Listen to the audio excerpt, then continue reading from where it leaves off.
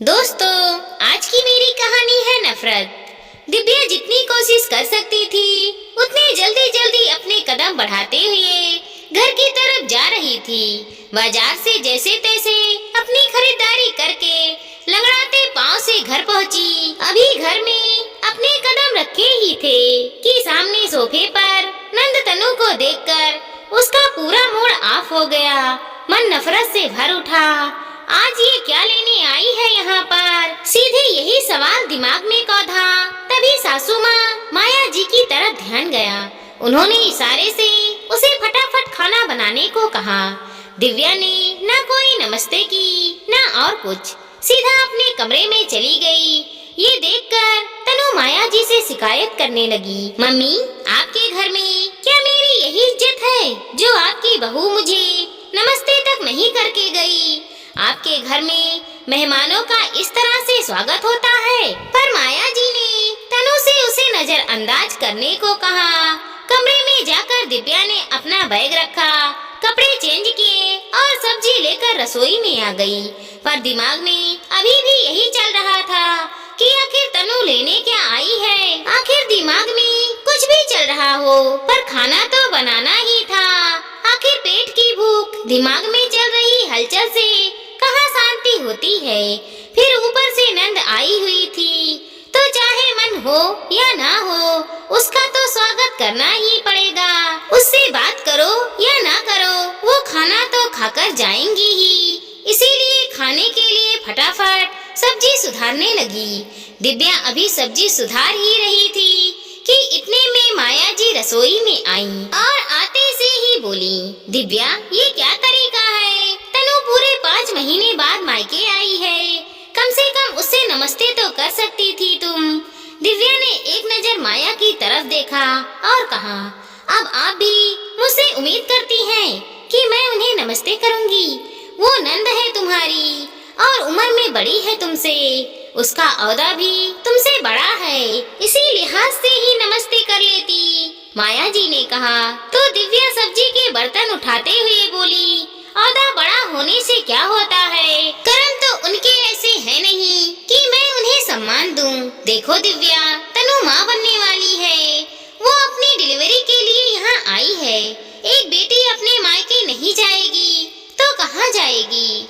उनकी भाभी होने के नाते अब उनकी सेवा तो तुम्हें करनी ही पड़ेगी ना। माफ कीजिए माँ जी, वो दुनिया की पहली औरत थोड़ी ना है जो माँ बन रही है। मैं इतनी आदर्शवादी औरत नहीं हूँ और ना ही मुझमें इतनी हिम्मत है कि मैं उस औरत की सेवा करूँ जिसने मेरी जिंदगी दुश्वार करके रख दी।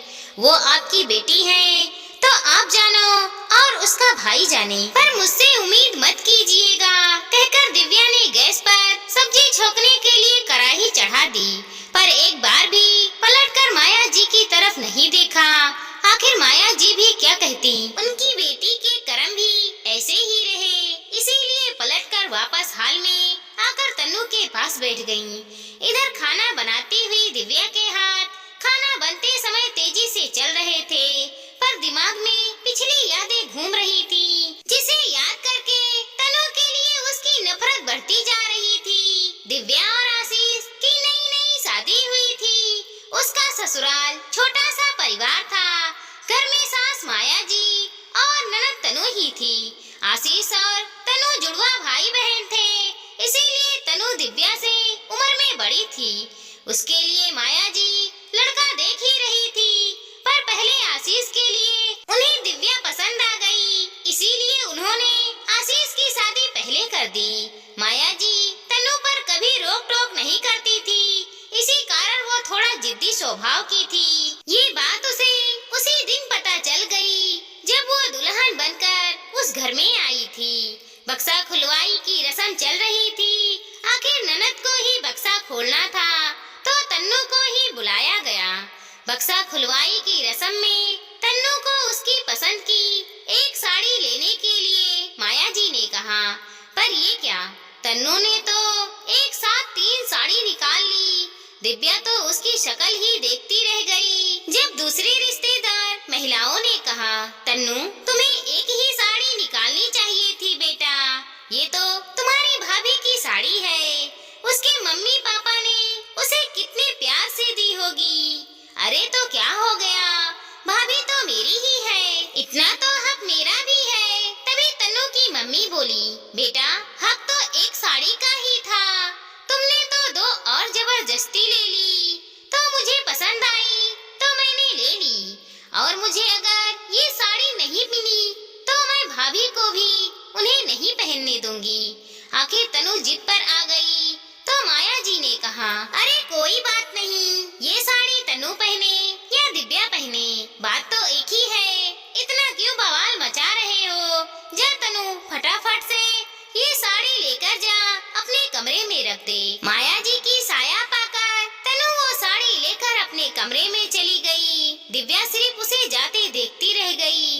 एक बार आशीष के स्टाफ में किसी की मैरिज एनिवर्सरी थी। आशीष ने दिव्या को पहले ही कह दिया था कि तुम तैयार रहना, लेकिन जिस दिन जाना था उस दिन तन्नू ने जानबूझकर पूरी रसोई फैला दिया। तन्नू सिर्फ काम फैलाती थी, कभी घर का काम उसने समेटा नहीं था। तो आखिरकार दिव्या को ही काम पर लगना पड़ा। जब आशीष घर पर आया तो दिव्या को तैयार न देखकर वो बोला, दिव्या तुम अभी तक तैयार नहीं हुई, तुम्हें मैंने 3 दिन पहले ही कह दिया था कि मेरे स्टाफ में पार्टी है तो वहाँ जाना है, यार तुम्हें जरा सी भी समझ नहीं है। दिव्या ने कहना चाहा कि तन्नू ने रसोई फैला दी तो आशीष ने उसे चुप रहने के लिए कह दिया, अब बहानेबाजी मत करो, मैं अकेला ही चला जाऊंगा, तुम घर में बैठकर रसोई साफ करो। जब आशीष जाने को हुआ तो तन्नू तैयार होकर आ गई और उससे बोली, चलो भैया मैं चलती हूँ तेरे साथ, बहुत दिन हो गए किसी पार्टी में गए हुए। आखिर आशीष क्या ही करता। तन्नू उसकी बाइक पर बैठी और दोनों पार्टी में रवाना हो गए, जबकि दिव्या घर में मन मार कर रह गई। पर हैरानी उसे इस बात की थी कि माया जी ने कुछ भी नहीं कहा। कुछ दिनों बाद पता चला कि दिव्या माँ बनने वाली है। उसके और आशीष के लिए ये बड़ी खुशी के पल थे। खुशी की बात तो माया जी और तन्नू के लिए भी थी, लेकिन घर के कामों में दिव्या को फिर भी कोई मदद नहीं करती थी। उस दिन दिव्या को चेकअप के लिए अस्पताल जाना था। सुबह से उसकी तबीयत ठीक नहीं थी। आशीष भी तैयार हो चुका था।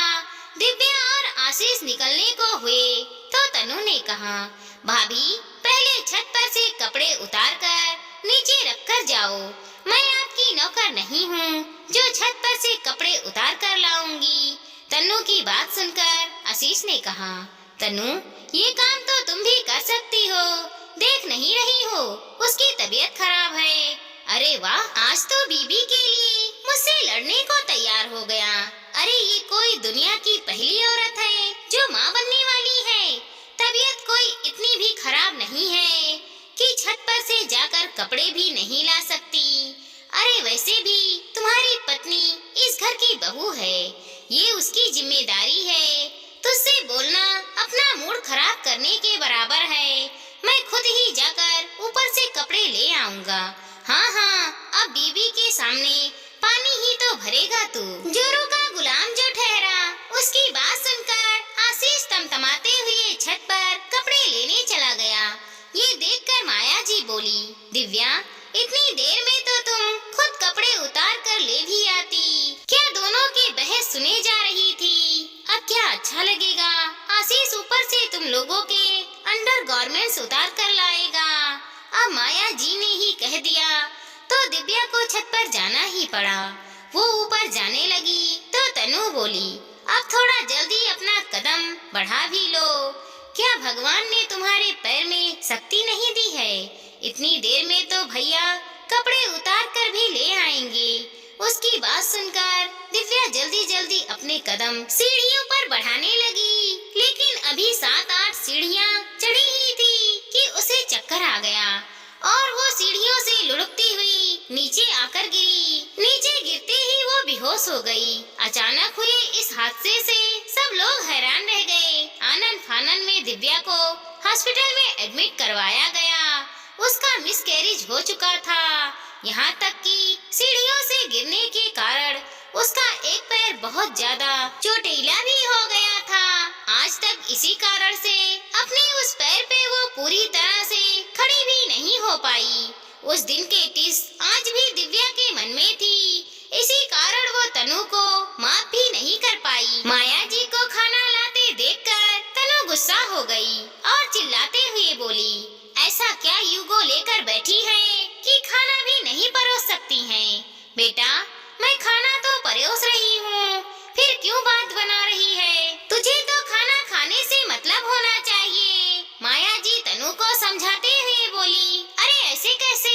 मैं अपने मायके आई हुई हूँ। इस घर पर मेरा भी उतना हक है जितना उसके पति का है। फिर इतना तमाशा क्यों करना? माता पिता ने इतने भी संस्कार नहीं दिए कि ननद प्रेगनेंसी में यहाँ आई है तो थोड़ी उसकी सेवा ही कर दूं। तनु ने ये बात इतनी जोर से कही कि अंदर दिव्या को सुनाई दे गई। ये सुनकर वो बाहर निकल कर आ गई। ननद रानी, कभी तुमने मुझे चैन से रहने दिया था? जो मुझसे सेवा की उम्मीद कर रही हो, इतना ही सेवा का शौक है तो अपनी माँ और भाई से करवा लो। मुझसे कोई उम्मीद मत करना।